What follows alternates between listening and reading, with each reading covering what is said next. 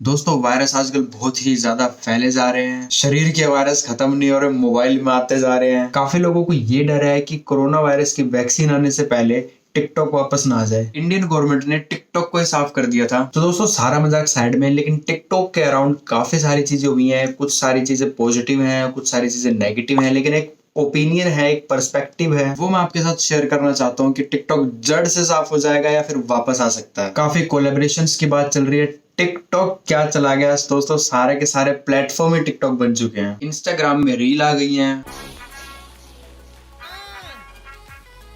जी ने अपना पूरा शॉर्ट वीडियो प्लेटफॉर्म लॉन्च कर दिया है। इंस्टाग्राम के सक्सेसफुल रील टेस्ट के बाद अब फेसबुक ट्राई कर रहा है कि वो अपने प्लेटफॉर्म पे भी रील लगाएगा। भाई साहब यहाँ पर टेलीग्राम पे वीडियो कॉल होने वाली है, वो भी एंड टू एंड इनक्रिप्टेड के साथ। मतलब अब टेलीग्राम भी वीडियो कॉल का ऑप्शन देने वाला है जल्दी। टिकटॉक का टकाटक मतलब कुछ भी बनाए जा रहे हैं, और नींबू मिर्च हरी मिर्च सब कुछ उसके अंदर डाल दो।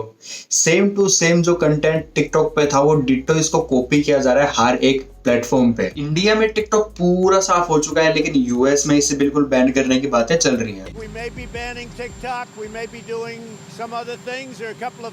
डोनाल्ड ट्रम्प ने एक 45 डेज की एक मोहलत सी दी थी टिकटॉक को, लिखिए अपना बोरिया बिस्तरा बांध लो और यहाँ से निकल लो, या कोई भी प्रॉब्लम है 45 डेज के अंदर उसे रिसोल्व कर लो। जितनी भी टिकटॉक पे प्रॉब्लम्स हैं उसे रिसोल्व करके तुम यहाँ स्टे कर सकते हो। लेकिन अब उसको 45 डेज को 90 डेज पे एक्सटेंड कर दिया गया है। मतलब टिकटॉक को थोड़ी सी राहत और दे दी गई है यूएस में स्टेबल करने के लिए, लेकिन वहां से इनका मुझे लग रहा है कि बोरिया बिस्तरा बंधने वाला है वहां से भी। जैसे पबजी ने अपनी प्राइवेसी पॉलिसी पूरी इंडिया के लिए बनाई थी, वैसे टिकटॉक को अपनी पूरी पॉलिसी चेंज करनी पड़ेगी। टिकटॉक की जितनी भी पॉलिसीज है उनको सारे के सारे रूल्स के अकॉर्डिंग उन्हें चेंज करना पड़ेगा, तभी वे एग्जिस्ट कर पाएंगे। अदरवाइज उनकी दाल कहीं भी नहीं गलनी। खरीदने बेचने का मामला चल रहा है, तो आपको बता देते हैं कि इस नीलामी में कौन कौन शामिल है टिकटॉक को खरीदने के लिए। तो सबसे पहले आ जाते हैं इस स्लाइड में ट्विटर। वो अपनी चिड़िया उड़ाए जा रहे हैं, उड़ा उड़ा के सारी चीजें खरीदने की सोचे जा रहे हैं। ट्विटर का बहुत ज्यादा इंटरेस्ट है टिकटॉक को परचेज करने में, क्योंकि ऑलरेडी टिकटॉक का कुछ शेयर ट्विटर ने ऑलरेडी परचेज कर रखा है। सिल्वर लेक नाम की कोई एक ऑर्गेनाइजेशन है, वो इसमें बहुत ज्यादा इन्वेस्टमेंट करती रहती है। ओरेकल नाम की एक कंपनी है, जिन लोगों को नहीं पता है बहुत ही बड़ी कंपनी है। ओरेकल ने एक बहुत बड़ा शेयर इसके अंदर ऑलरेडी ले रखा है, लेकिन इनका पेट इनसे नहीं भर रहा है। इनको एक प्लेट बिरयानी और चाहिए है, तो इनके अंदर और ज्यादा शेयर्स खरीदने की बातें चल रही है। सब लाइन में लगे हुए हैं, तो माइक्रोसॉफ्ट कैसे पीछे रह जाए, क्योंकि काफी अनलाइकली मूव रहता है। क्योंकि माइक्रोसॉफ्ट का बहुत ही बिजनेस सेंट्रिक फोकस रहा है पिछले 4-5 साल में, तो मेरे को नहीं लगता कि टिकटॉक के कुछ शेयर्स इनके द्वारा खरीदे जाएंगे। लेकिन काफी इंटरेस्ट दिखाया उनके सीईओ ने। तो दोस्तों अगर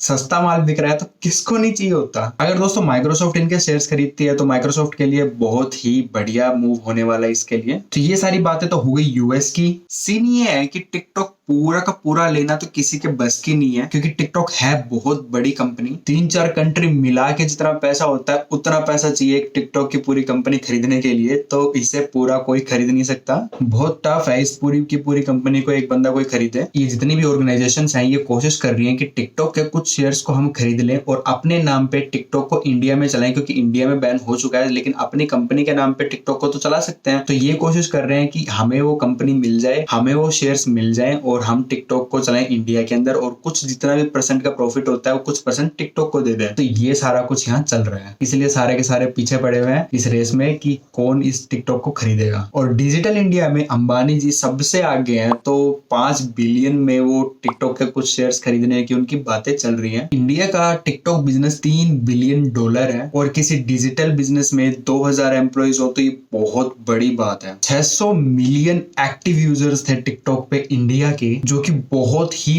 बड़ी बात है। 600 million is equal to 44% of population of India. मतलब आधा भारत टिकटॉक के अंदर एक्टिव था। टिकटॉक बेसिकली आप एक न्यूट्रल तरीके से आप अगर देखोगे कि काफी अच्छा प्लेटफॉर्म नहीं था। काफी बड़ा रीजन ये था कि जो उसको चलाने वाला था उसका जो इंटेंशन है वो ठीक नहीं था। But at the same time आप उसे बिजनेस पॉइंट ऑफ व्यू से देखोगे तो बहुत ही तगड़ा बिजनेस मॉडल था, क्योंकि सबसे फास्टेस्ट ग्रोइंग एप्लीकेशन था। बट मेरे पॉइंट ऑफ व्यू से ऐसी एप्लीकेशन एप्लीकेशंस का माइंडसेट अगर अच्छा हो, चलाने वाले का जो माइंडसेट है वो अच्छा हो, तो ऐसे एप्लीकेशंस बहुत ज्यादा ग्रो करती हैं, ऐसे टिकटॉक की तरह गिरती नहीं है। तो बेसिकली दोस्तों बात ये है कि टिकटॉक जिस डायरेक्शन में जा रहा था वो बहुत ही गलत डायरेक्शन थी, लेकिन जो उनका एम्पायर है वो बहुत ही स्ट्रॉन्ग एम्पायर है। तो दोस्तों टिकटॉक अगर बैक करता है इंडिया में अपनी सारी पॉलिसीज को चेंज करने के बाद, तो दोस्तों ये बहुत ही बड़ी बात होने वाली है। और मोस्ट प्रोबेबली कि टिकटॉक इंडिया में वापस कर सकता है, क्योंकि बहुत ही बड़ा प्लेटफॉर्म था, बहुत ही ज्यादा इन्वेस्ट किया हुआ प्लेटफॉर्म था। किसी के साथ भी कोलैबोरेशन करके टिकटॉक वापस आ सकता है। टिकटॉक डायरेक्टली सेम नाम से तो नहीं आएगा, लेकिन उसके अंदर टिक टैक टुक टैक करके कुछ चेंजेस करके वो जरूर वापस आने की पूरी बातें चल रही हैं। तो दोस्तों लास्ट में सबसे एक्साइटिंग क्वेश्चन ये है कि टिकटॉक की वापसी में आपका जो मन है वो खुश है, या फिर आप दोबारा सैड होने वाले हैं कि ये दोबारा क्यों आ गया। बताइए आपका क्या पर्सपेक्टिव है कि ये वापस आना चाहिए या नहीं, आपको क्या लगता है। तो दोस्तों इस वीडियो में सिर्फ इतना ही था। इस वीडियो को कीजिए लाइक। मैं मिलता हूँ आपसे नेक्स्ट वीडियो में नई इन्फॉर्मेशन के साथ।